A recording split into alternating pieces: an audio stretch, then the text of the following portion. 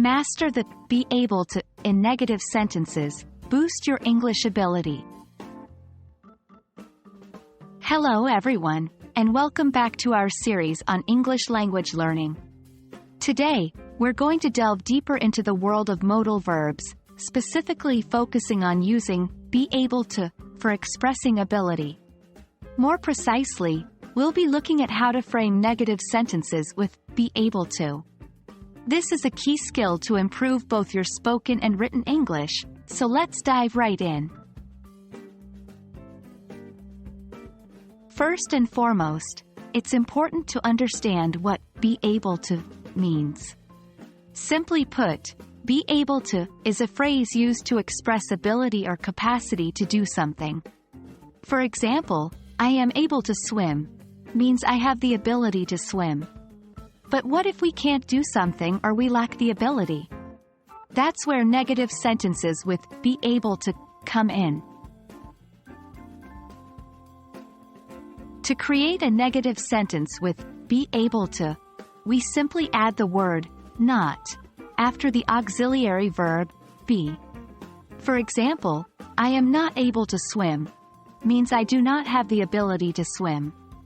This pattern applies to all forms of the verb be, including am, is, are, was, and were. The structure looks like this. I am not able to he, she. It is not able to we, you. They are not able to. In a more casual or spoken context, these can be contracted. I'm not able to he, she. It isn't able to we, you. They aren't able to. Now, let's practice with some examples. She isn't able to come to the party means that she lacks the ability or possibility to come to the party. They weren't able to finish the project on time implies that they did not have the capability to complete the project within the set time frame.